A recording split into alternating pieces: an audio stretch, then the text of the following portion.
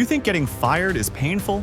Try being branded a traitor in medieval Europe, where your last breakfast might be warm bread and your last memory might be iron biting into your skin while a crowd cheers like it's a holiday. Imagine you're barefoot on wet cobblestones, breath fogging in cold air, with the stench of smoke, sweat, and city sewage curling up your nose. A clerk reads your crime in a loud, calm voice, like he's announcing market prices. Here's the question. When medieval rulers punished treason, were they stopping a threat or staging a lesson so vivid it would haunt everyone who witnessed it? Before we dive into this nightmare, do something for me. If you believe history isn't just dates and dead kings, but the raw, messy, nerve-exposing truth of human life, hit like. Subscribe, because we're not reciting trivia, we're digging up what the classroom conveniently skipped. And drop a comment telling me where you're watching from. Now, let's descend into the most twisted punishments for treason in medieval Europe. Treason as a cosmic crime. You didn't just break a law, you broke reality. Let's set the stage, because medieval treason isn't the modern political scandal kind. In medieval Europe, loyalty wasn't a vibe, it was the glue holding society together. Oaths weren't symbolic, they were spiritual contracts. Break one, and you weren't just disobedient, you were dangerous in a way that felt supernatural. Imagine you live under Edward III in England, and it's 1351. Parliament helps define treason in the Treason Act of 1351, compassing the king's death, aiding enemies, counterfeiting seals. That sounds tidy on paper, like medieval HR finally wrote a policy manual. But the real point wasn't kindness. It was control. If treason could be defined, it could also be performed, punished in a way that taught fear like a language. Now picture the city. London's streets aren't charming movie set lanes. They're narrow, slick, loud. You smell manure, fish scraps, and tallow smoke. You hear hawkers yelling, dogs barking, bells clanging, and then you see it. The condemned dragged through town on a wooden sledge, bumping over stones, splashing through filth, so everyone gets a front row seat. Modern comparison? This was the medieval version of a viral public takedown, except there's no delete button, and the crowd is physically there. Another comparison? It's like your worst moment getting live streamed by your enemies in a town square with a drum line. And here's the first no way moment. The punishment for high treason in England became a sequence. Not just you die, it's more like we're going to turn your last hour into a curriculum. You might be partly suspended, then cut down, then dismembered, because the state wanted more than your silence. It wanted your humiliation, your symbolism, and your absence all at once. Case in point, William Wallace, executed in TC, London in 1305, after capture near Saxe-Tarse, Glasgow. Chroniclers and later traditions describe the ritual: dragged to Smithfield, publicly punished, then body parts sent to different places. That's not random cruelty, it's logistics. Your remains become warning signs with a postal route. Rhetorical question: what scares people more? One rebel, or a rebel who becomes a legend? Exactly. So rulers didn't just end lives, they tried to prevent stories. And if you think that's the worst of it, hold that thought. Because in the next section, England perfects punishment into something like a state-run horror show, carefully paced, deeply public, and designed to crawl into everyone's imagination. But that was just the beginning. England's treason spectacle, a step-by-step lesson in fear. All right, now we escalate. Because medieval justice wasn't merely punishment, it was performance. The goal was to make treason feel like touching a hot stove, so no one ever forgot the burn. Imagine you're standing in the crowd at a Tyburn or near Tower Hill. You feel bodies pressed against you. You smell sour ale on breath, damp wool cloaks, smoke from pitch, and that sharp metallic tang that shows up when the air is full of panic.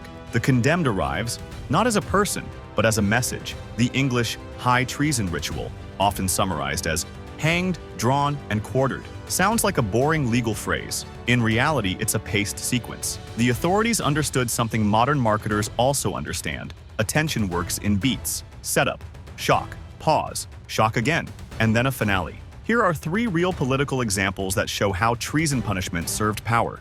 First, Dafydd Gruffydd, a Welsh prince executed in Shrewsbury in 1283 under Edward I.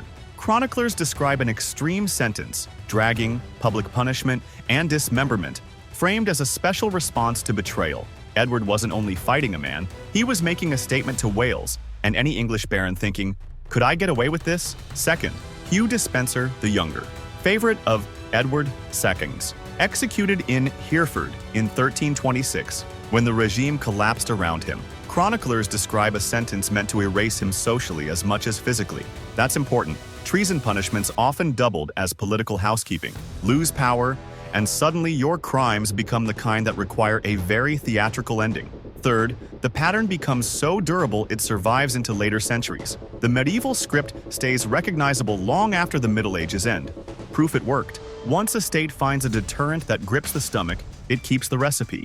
Now let's do the modern comparison that really lands. Medieval deterrence was like a terms of service update you couldn't scroll past. It was enforced with ropes, knives, and public spectacle. Their version of community guidelines was a city gate with a warning displayed above it.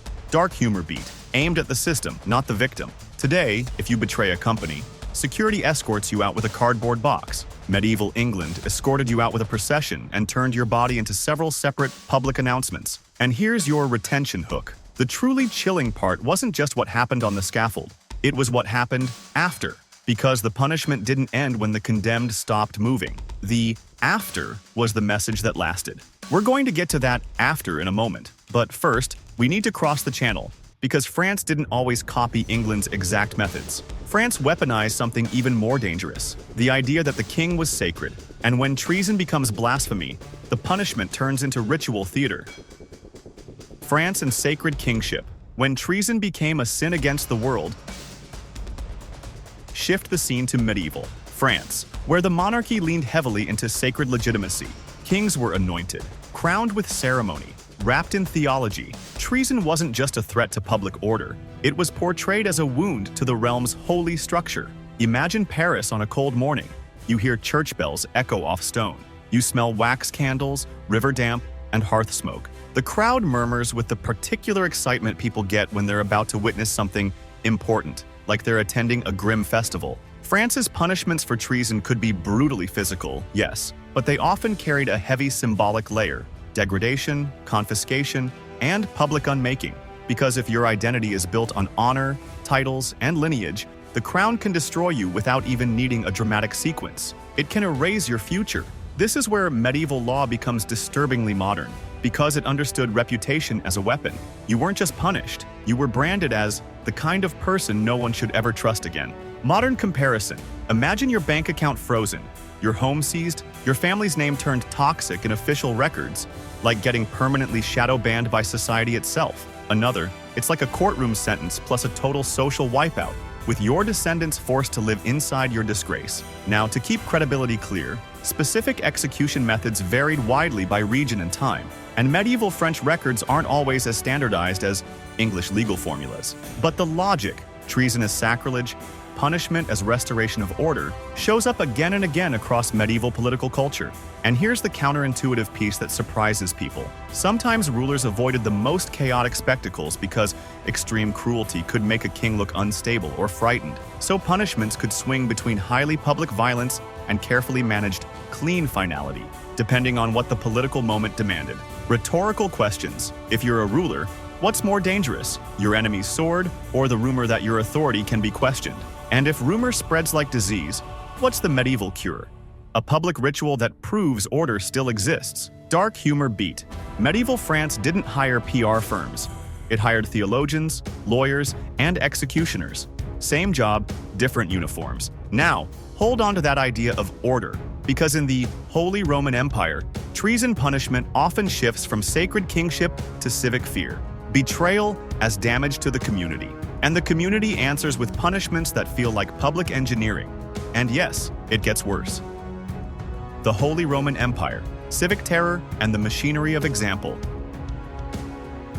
Welcome to the Holy Roman Empire, or Shiyu, the great patchwork of princes, bishops, and fiercely proud cities, places like Nuremberg, Cologne, Augsburg, and beyond. Authority here wasn't one clean pyramid, it was a tangle, and that meant punishments had a different target, not just loyalty to a king, but loyalty to the community, the city gate, the oath, the council. Imagine a city square. The air smells like wet timber, horse sweat, and brewing beer. You hear a bell, then another. People gather the way they'd gather for a market, except today the product is fear. Some late medieval and early modern German lands used punishments like breaking on the wheel for severe crimes, including acts treated as betrayal. The purpose wasn't subtle. It was to create a visual lesson so unforgettable that your mind refuses to look away even when you want it to. You hear the heavy impacts. You see bodies flinch in the crowd. You feel your own stomach tighten because part of you is horrified and part of you is relieved it's not you. That's the psychological engine of spectacle.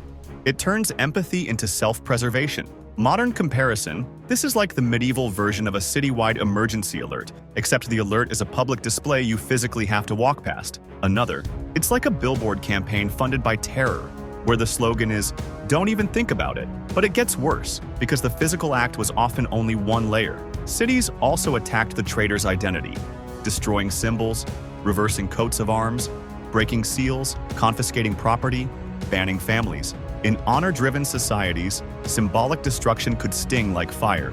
Pain ends. Social death lingers. Rhetorical question: what's the real punishment? What happens to your body? Or what happens to your name? Imagine your child hearing the story years later in a tavern. Your name spoken as a warning, not a memory. That's a second sentence, delivered after you're gone. Dark humor beat. Today we say, history will remember you. Medieval towns remembered you the way you remember a bad smell. Instantly, vividly, and with a grimace. Now we've climbed the ladder from law to spectacle to sacred theater to civic machinery. So let's finish with the twist that ties it all together. In medieval Europe, treason punishments didn't just end lives. They reached forward into property, inheritance, and family, so the punishment could outlive the person.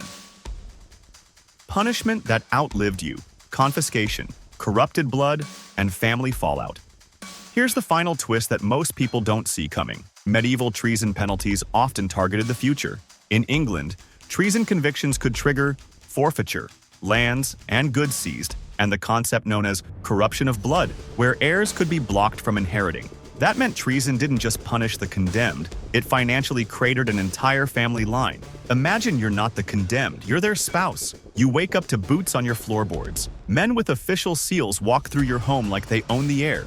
They inventory your pots, your linens, your tools. They take documents. They take the animals. The house doesn't smell like smoke and crowds now. It smells like cold ink, damp parchment, and authority. Modern comparison.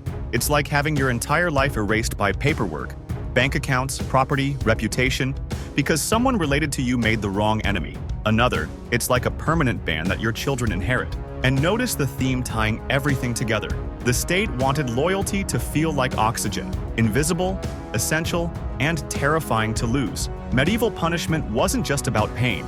It was about teaching people to police themselves through fear of public shame, fear of family ruin, fear of becoming a cautionary story. So when you hear treason, don't picture a single dramatic moment. Picture a system designed to destroy a person's body, identity, and future, then pin the lesson to the city like a notice you can't ignore.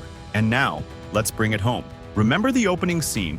Wet cobblestones, cold air, that clerk reading your fate like it's a normal announcement? Now you see what medieval treason punishment really was. Not just justice, but messaging.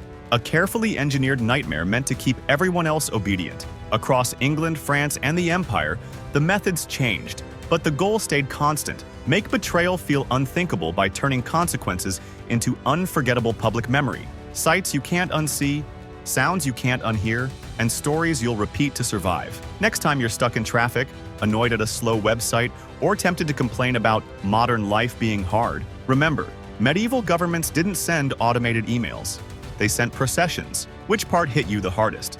The step-by-step English spectacle, the sacred French logic, the civic terror of the empire, or the way punishment could bankrupt your family for generations? Drop it in the comments. I read them, and I want to know what shocked you most. And if this made you grateful for modern courts, modern rights, and the simple luxury of being anonymous in a crowd, subscribe for more historical nightmares that make your worst day look like paradise. I'll see you in the next one, where we'll explore medieval prisons and what healthcare looked like when your doctor's best tool was basically vibes. Until then, appreciate that the scariest thing on your local bridge is a pigeon.